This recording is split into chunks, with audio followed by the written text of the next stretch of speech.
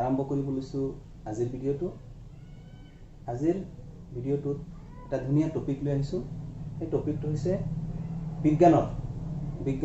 ৰাসায়নিক বিজ্ঞান কেনেকৈ সহজে বুজিব পাৰি তাৰ কিছুমান টিপছ বা আহুৱা। সকলোৱে প্ৰথমৰ পৰা শেষলৈকে ভিডিঅ'টো চাবা। নিশ্চয় এই আজিৰ যিটো ভিডিঅ' আমি আৰম্ভ কৰিব লৈছো তাৰ যিখিনি বিষয় বুজাব বিচাৰিছো সকলো ধুনীয়াকৈ বুজি পাবা। আৰু এই ভিডিঅ'ৰ আগৰ যিটো ভিডিঅ' আছিল সেই ভিডিঅ'টো মই অলপ কথা কৈছিলোঁ, সেই তাৰ অলপ বুজাইছিলোঁ, সেইখিনি চাই ল'লে বেছি ভাল হ'ব। গতিকে আজি আৰম্ভ কৰিব ধৰিছোঁ। এতিয়া চোৱা, মনোযোগ দিয়া যে কি শিকাম। বেছিক বস্তু শিকাম ৰাসায়নিক বিজ্ঞানৰ। ৰাসায়নিক বিজ্ঞানৰ বেছিক বস্তুখিনি আমি সকলোৱে জানো বা নাজানো, কিন্তু এতিয়া ভালকৈ জানিবৰ কাৰণে বা ভালকৈ বুজি পাবৰ কাৰণে মই অলপ চেষ্টা কৰিছোঁ। তোমালোকে সকলোৱে সহযোগ কৰিবা আৰু তোমালোকে এই শিকিবৰ কাৰণে যত্ন ল'বা, নিশ্চয় ভালকৈ শিকিব পাৰিবা। গতিকে তোমালোকে মন দিয়া। আৰম্ভ কৰিব লৈছোঁ যে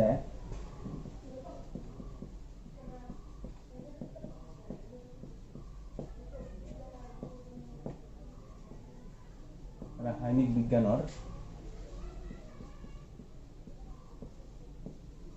কিছুমান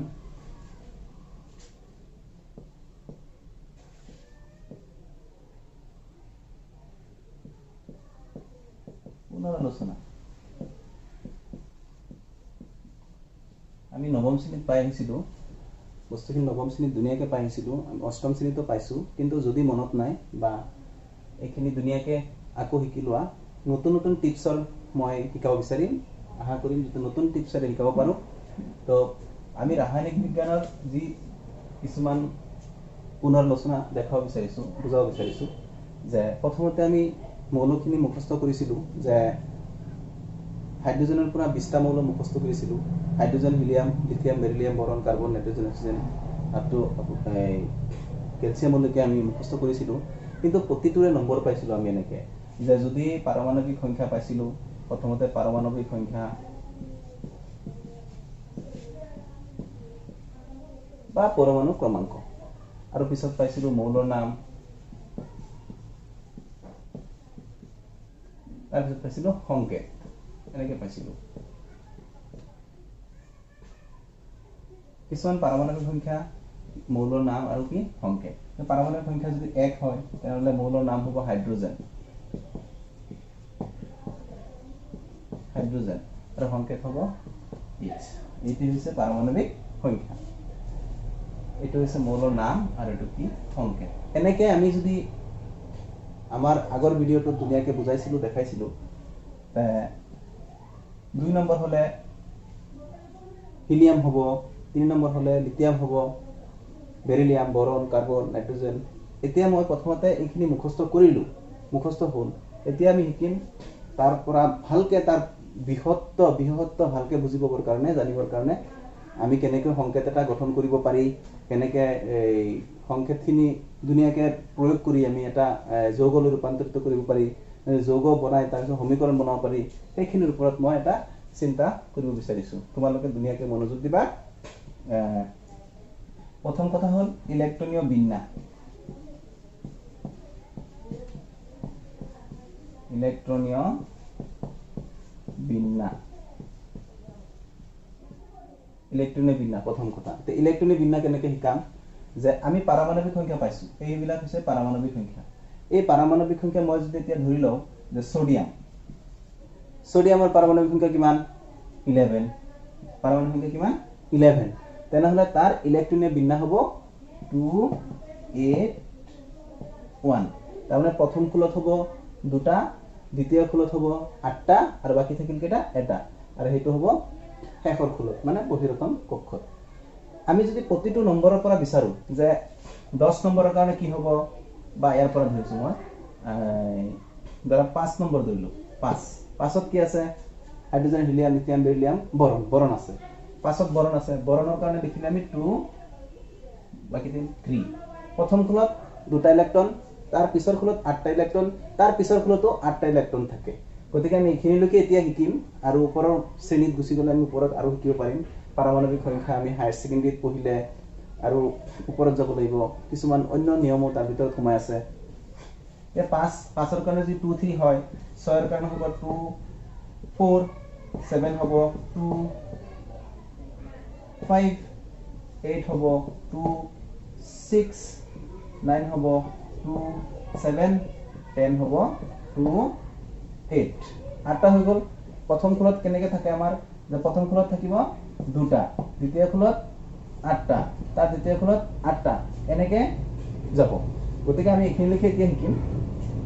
তো প্ৰথম খোলত যেতিয়া দুটা হৈ গ'ল দুটা দিয়া হ'ল দুটাৰ পিছত বাকী থাকে তিনিটা দিলোঁ এনেকৈ গৈ গৈ 3 পিছত 4 4 পিছত 5 5 পিছত 6 6 পিছত 7 7 পিছত 8 আহিল গতিকে 8 অহাৰ পিছত এতিয়া কি কৰিম যদি 11 নম্বৰত গুচি যাওঁ 11 নম্বৰত গুচি যোৱাৰ লগে লগে 2 8 1 আহিব যদি 12 নম্বৰত যাওঁ 2 8 2 আহিব যদি 13 নম্বৰত যাওঁ তেনেহ'লে কি আহিব 2 8 3 আহিব যদি 14 নম্বৰত যাওঁ 2 8 4 আহিব 15ত গ'লে কি আহিব 2 8 5 16ত গ'লে কি হ'ব 2 8 6 17ত গ'লে কি হ'ব 2 8 7 18ত গ'লে কি হ'ব 2 8 8 এতিয়া আকৌ হলনি যদি 19 নম্বৰত যাওঁ তেতিয়া আহিব 2 8 8 1 যদি 20 নম্বৰত যাওঁ 2 8 8 2 এনেকৈ আহিব গতিকে আমি ইলেক্ট্ৰনীয় বিন্যাসখিনি এনেকৈ লিখিব লাগে পাৰমাণৱিক সংখ্যা প্ৰথমতে আমি পাৰমাণৱিক সংখ্যা সেইকাৰণে মই কৈছিলোঁ যে প্ৰথমতে 20টা মৌল ভালকৈ মুখস্থ কৰিব লাগিব আৰু যদি ভালকৈ মুখস্থ কৰিব পাৰোঁ তেনেহ'লে নিশ্চয় আমি ইলেক্ট্ৰনীয় বিন্যাস কেনেকৈ বনাই ধুনীয়াকৈ বুজি পাম গতিকে প্ৰথমতে পাৰমাণৱিক সংখ্যাখিনি যদি আমি মুখস্থ কৰি লওঁ আৰু সেই পাৰমাণৱিক সংখ্যা মুখস্থ কৰিবলৈ হ'লে মৌলৰ নামখিনি মুখস্থ কৰিলেই সংখ্যাখিনি মুখস্থ হৈ যাব কাৰণ চোৱা এতিয়া যদি মৌলৰ নাম হাইড্ৰজেন আছে তে নিশ্চয় 1 হ'ব হিলিয়াম 2 হ'ব এনেকৈ মৌলৰ নামখিনি মুখস্থ কৰিব পাৰিলে তাৰ পাৰমাণৱিক সংখ্যাখিনি এই আঙুলৰ মূৰত গণিলেই পাই যাব আৰু পাই যোৱাৰ পিছত আমি যদি ফটককৈ কৈ দিব নোৱাৰো যে সোডিয়ামৰ বুলি ক'লো সোডিয়াম কোৱাৰ লগে লগে মই কি পালো 11 নম্বৰ পালো তে সোডিয়ামত যে মই 11 নম্বৰ পালো এতিয়া মই মোৰ মুখস্থ আছে যেনিবা সেইকাৰণে মোৰ 11 আহি গ'ল কিন্তু যদি মুখস্থ নাথাকে সোডিয়াম যে 11ত আছে এটো মোৰ মুখস্থ আছে তোমাৰ যদি মুখস্থ নাথাকে কনফিউজন হৈ যায় তেতিয়া তুমি আঙ্গুলিৰ মূৰত গোটেইখিনি পঢ়িলে হিচাপ কৰিলে আহি যাব 11 নম্বৰত সোডিয়াম আছে তো হে মৰ্মে 17 নম্বৰত কি আছে 17 নম্বৰত হিচাপ কৰিলা মই জানো যে 17 নম্বৰত ক্লোৰিন আছে গতিকে এই 17 নম্বৰত যে ক্লোৰিন আছে সেই ক্লোৰিন তুমি যদি মুখস্থ নাথাকে তেতিয়া আঙ্গুলিৰ মূৰত হিচাপ কৰি পঢ়ি গলে তেতিয়া ধুনীয়াকৈ বুজিব পাৰিবা এতিয়া আহিছো আমি ইলেক্ট্ৰনীয় বিন্যাসখিনি কেনেকৈ প্ৰয়োগ কৰিম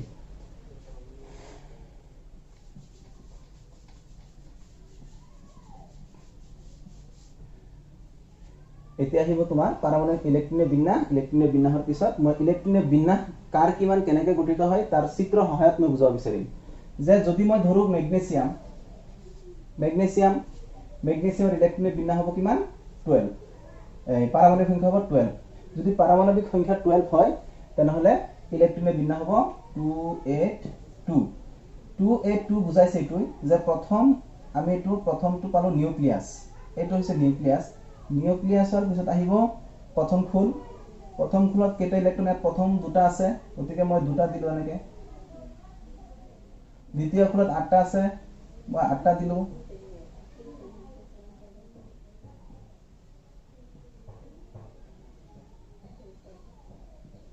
এতিয়া বাকি থাকি গ'ল তৃতীয় খোলত কেইটা আছে দুটা আছে সেইকাৰণে দুটা থকাৰ কাৰণে মই তৃতীয় খোল বনাই এটা দি দিলো গতিকে আমাৰ চিত্ৰৰ সহায়ত বুজি পালো যে মেগনেছিয়ামৰ ইলেক্ট্ৰনীয় বিন্যাস হৈছে 282 কাৰণ পাৰমাণৱিক সংখ্যা হৈছে 12 যদি এলুমিনিয়ামত যাওঁ এলুমিনিয়ামত গলে Al হ'ব আৰু Al আছে কিমান নম্বৰ 13 নম্বৰ হলে কি হ'ব 283 তে আমি এই দৰে খুলটো বনাম আৰু জাস্ট খালি এটা ইলেক্ট্ৰন দিয়াৰ লগে লগে সেই চিত্ৰটো ইয়াৰ কাৰণে হৈ যাব আমি দুনিয়াকৈ ইলেক্ট্ৰনীয় বিন্যাস কেনেকৈ লিখিব লাগে বুজি পাব লাগে নিশ্চয় বুজি পাইছো বুলি মই আশা কৰিছো আৰু এতিয়া আমি এই ইলেক্ট্ৰনীয় বিন্যাস কিয় বনাই তাৰ বিষয়ে জানিবলৈ চেষ্টা কৰিম এই ইলেক্ট্ৰনীয় বিন্যাসত আৰু এটা কথা সকলো মৌলই প্ৰতিটো মৌলই বিচাৰে যে মই মোৰ বাহিৰৰ খোলত 8টা ইলেক্ট্ৰন বনাব বিচাৰো প্ৰতিটো মৌলই বিচাৰে কিন্তু এতিয়া দেখা গ'ল যে নিয়নৰ হল 10 মানে 10 তার পারমাণবিক সংখ্যা হচ্ছে 10 পারমাণবিক সংখ্যা 10 হলে তার ইলেক্ট্রনের বিন্যাস হব 28 আর তার যে ইলেক্ট্রনের বিন্যাস 28 হল তো লাস্টত কিমান আছে তার 8টা আছে 8টা থাকিলে প্ৰতিটো মৌলই বিচাৰে যে মোৰ বহিৰ খোলত কেইটা হ'ব লাগে 8টা হ'ব লাগে গতিকে ইয়াৰ 8টা হৈ গ'ল ইটো হুস্থিৰ আছে ইয়াৰ তো কোনো দৰকাৰ নাই গতিকে সকলোবোৰ মৌলই বিচাৰে মোৰ বাহিৰ খোলত 8টা কেনেকৈ বনাব পৰা যায় হয়তো কাৰোবাক ধাৰ দিয়া হওক বা কাৰোবাৰ পৰা ধাৰ লোৱা হওক যেনেকৈ হওক আমাৰ এই মৌলবিলাকে বাহিৰ খোলত 8টা ইলেক্ট্ৰন বনাব বিচাৰে এতিয়া কথা হ'ল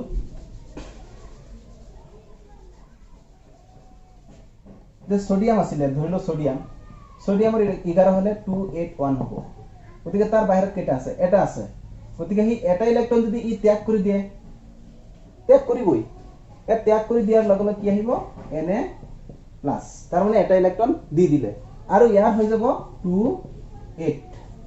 কাৰণ ই এটা ইলেক্ট্ৰন কাৰোবাক দি দিছে আৰু দি দিয়াৰ কাৰণে তাৰ লাষ্টত ওপৰত এটা আয়ন আহিল সেই আয়নটো হৈছে প্লাস প্লাস মানে হল কেটায়ন গতিকে এই সোডিয়ামে এটা আয়ন লয় সেইটো হৈছে কেটায়ন কাৰণ হি কি কৰে এক এটা আতৰাই দি পেলাই তাৰ বহিৰ খোলত 8টা বনায় তো সেই ধৰণে যদি ক্লোৰিন ধৰি লোৱা ক্লোৰিনৰ কিমান 17 ক্লোৰিনৰ 17 হলে কি হ'ব 287 ইয়াৰ লাষ্টত আছে কেইটা 7টা দুই 7টা ইলেক্ট্ৰন লাষ্টত আছে গতিকে ই কি বিচাৰিছে যে মই এটা ধাৰ কৰো কাৰণ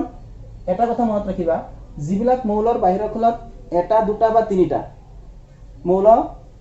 মৌলৰ এটা বা দুটা বা তিনিটা কৈ ইলেক্ট্ৰন যদি বাহিৰৰ খোলত থাকে লাষ্টৰ খোলত যদি থাকে এটা দুটা তিনিটা কৈ থাকিলে ই ত্যাগ কৰিব বিচাৰে মানে ত্যাগ কৰি পেলাই তেওঁ নিজৰ হুস্থিৰ বিন্যাসটো লাভ কৰে মানে ই কি কৰে এই ত্যাগ কৰি পেলাই তাৰ বাহিৰৰ খোলত 8টা বনাব বিচাৰে কিন্তু কিছুমানৰ মৌলৰ আছে বাহিৰৰ খোলত 5টা 6টা 7টা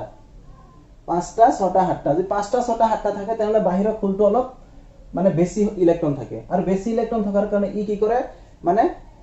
ইলেক্ট্ৰন গ্ৰহণ কৰিব বিচাৰে সেই কাৰণে সোৱা ক্লোৰিনৰ বাহিৰৰ খোলত 7টা আছে গতিকে তাৰ এটা ইলেক্ট্ৰনৰ প্ৰয়োজন সেই এটা ইলেক্ট্ৰনৰ প্ৰয়োজন আছে গতিকে ই কি কৰিব এটা ইলেক্ট্ৰন ধাৰ কৰিব যেনিবা ধৰি লোৱা সোডিয়ামে এটা ইলেক্ট্ৰন দি দিলে সেইটো গল কোড ধৰি লোৱা ক্লোৰিনে লৈ ললে আৰু 7টাৰ পৰা 8টা হৈ গল সেই কাৰণে ক্লোৰিনৰ ওপৰত এটা আয়ন আহিব এটো হ'ব কি মাইনাসটো হল এনায়ন আৰু এনায়নটো কিয় হৈছে ই ইলেক্ট্ৰনটা ধাৰ কৰিছে আৰু ধাৰ কৰাৰ কাৰণে আমাৰ এই 8টা হৈ গল লাষ্টত তাৰ 8টা লাষ্টত হৈ গল ই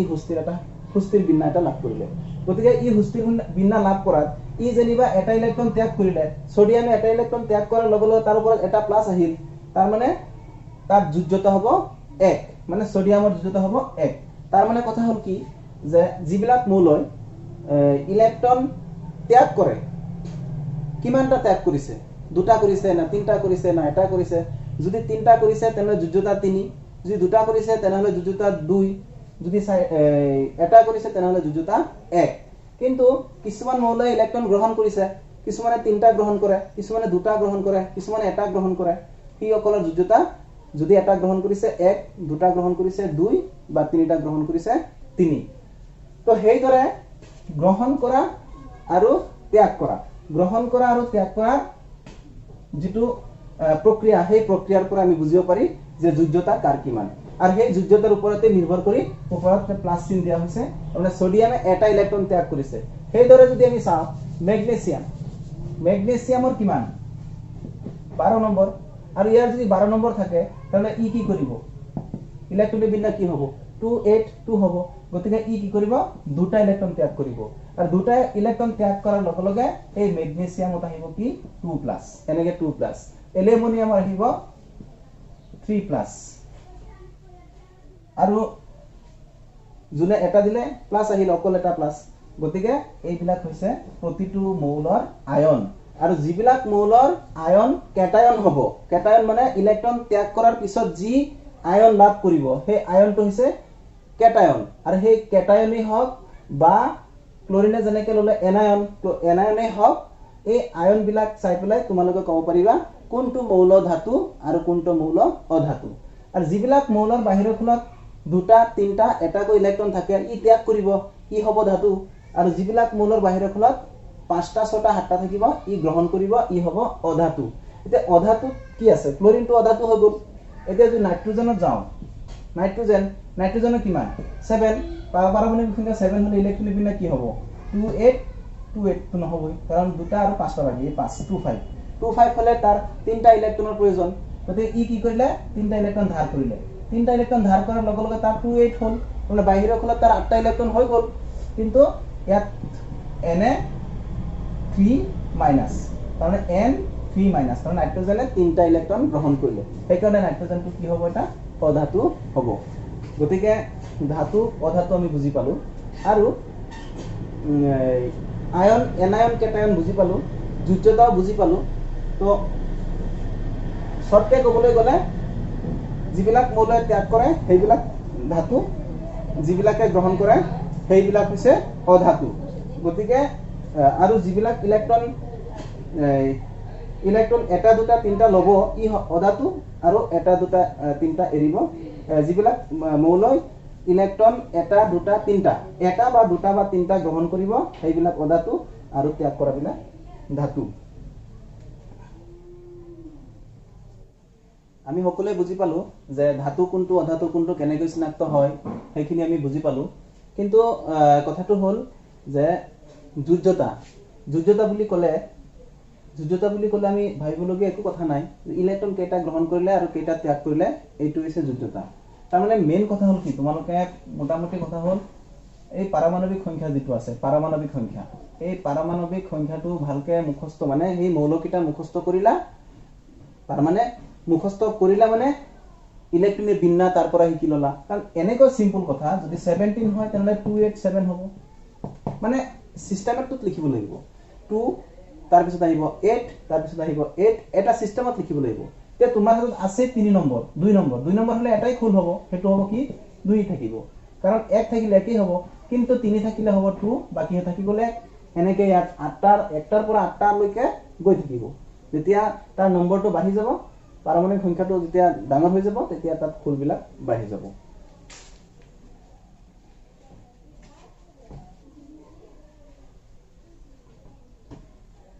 এতিয়া কথা হল যুজ্যতা বুজি পালো আয়ন বুজি পালো তাৰ পিছত ধাতু কোনটো অধাতু কোনটো হেতু বুজি পালো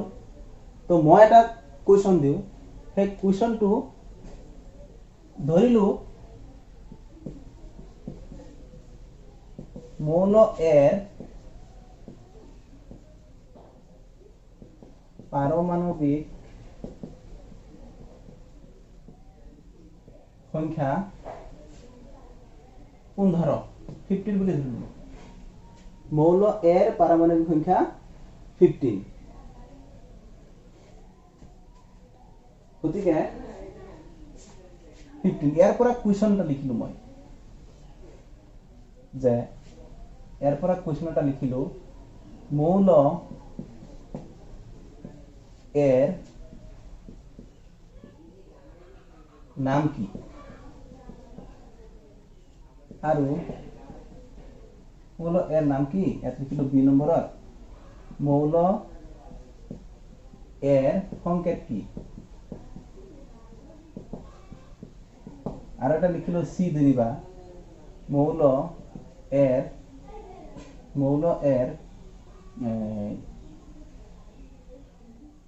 ইলেক্ট্রনের বিন্যাস কি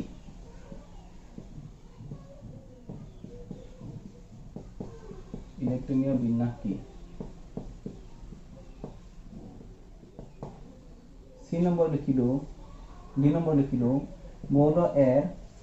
আয়ন কি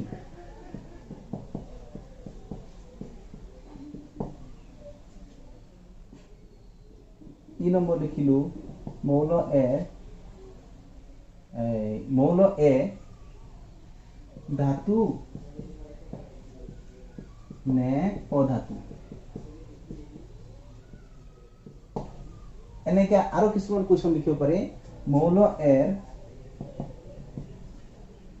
ইলেক্ট্ৰনীয় বিন্যাসৰ চিত্ৰ আঁকা বা ইলেক্ট্ৰন বিন্যাসৰ চিত্ৰ আঁকা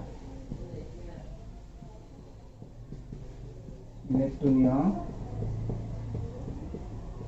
বিন্যাসৰ চিত্ৰ আঁকা আৰু কিছুমান কোৱেশ্চন তাৰ পৰা উলিয়াব পাৰি গতিকে এখিনি চোৱা এতিয়া যে মৌল এৰ পাৰমাণৱিক সংখ্যা 15 হলে ধৰি লোৱা মৌল এৰ পাৰমাণৱিক সংখ্যা 15 হলে এ নম্বৰ ধৰিলো মৌল এৰ নাম কি পি নম্বৰ হল মৌল এৰ সংকেত কি সি নম্বৰ ইলেক্ট্ৰনিক বিন্যাস কি ডি নম্বৰ আয়ন কি ই নম্বৰ ধাতু নে অধাতু আৰু এফ নম্বৰ হ'ব দিছিলো এফ নম্বৰটো ইলেক্ট্ৰনিক বিন্যাস চিত্ৰ আঁকা যদি মই একে কুবত লিখো যে আনসাৰ লিখো এ নম্বৰ আনসার হ'ব মৌল এর নাম কি হ'ব সোয়া hydrogen helium lithium beryllium boron carbon nitrogen oxygen chlorine neon sodium magnesium aluminium silicon phosphorus 15 নম্বৰত ফসফৰাস আহিব গতিকে এ নম্বৰটোৰ আনসাৰ হ'ব ফসফৰাস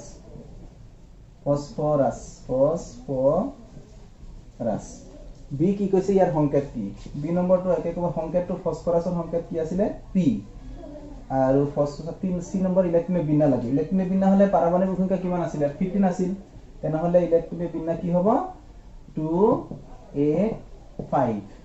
তাৰপিছত কি কৈছে ডি নম্বৰটো আয়ন কি ইয়াৰ বাহিৰৰ ফলত কেইটা আছে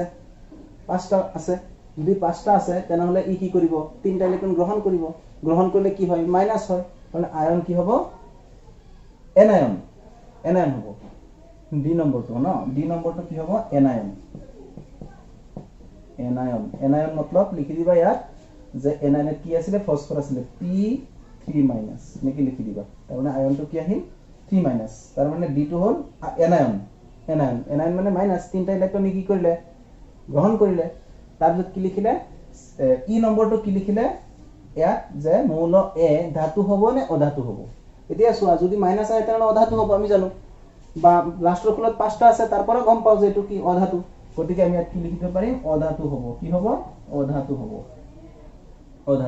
আৰু চিত্ৰটো যদি আমি ইলেক্ট্ৰনিক বিন্যাসৰ চিত্ৰ আকো তে প্ৰথমতে নিউক্লিয়াছটো দিবা এটো বিষয় আকো দুনিয়াকে মই বুজাম মই পিছৰ ভিডিঅ'ত দুনিয়াকে বুজাম সেই ভিডিঅ'খনত তোমালোকে মন দিবা আৰু মন দি পেলাই যদি এই ভিডিঅ'খন চাই আৰু হেইটো ভিডিঅ' চালে তেতিয়া গম পাই যাবা ইয়াত নিউক্লিয়াছ আছে নিউক্লিয়াছৰ মহত্ব কি তাৰ কি থাকে কিয় হয় এইখিনি মই দুনিয়াকে বুজাই দিম নেক্সট ভিডিঅ'ত এতিয়া তোমালোকে এইখিনি চোৱা গতিকে ইয়াত আহিব প্ৰথমতে আহিব দুই দিয়া পিছত আহিব 8টা দিয়া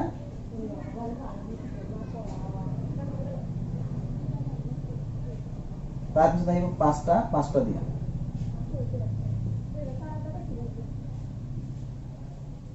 1 2 3 4 5টা দিয়া গতিকে এই কোৱেশ্চনটো তোমালোকে নোট কৰি লবা আৰু দুনিয়াকে লিখি লবা লিখি মই তোমালোকক এটা হোমৱৰ্ক দিলো আৰু সেই হোমৱৰ্কটো হ'ল মৌল এৰ পাৰমাণৱিক সংখ্যা জানিবা মই ইয়াত কিমান কৈছিলো 15 আছিল 15 দি পেলাই মই অংকটো দুনিয়াকে কৰি দিলো এতিয়া তোমাক দিলো মই মৌল এৰ পাৰমাণৱিক সংখ্যা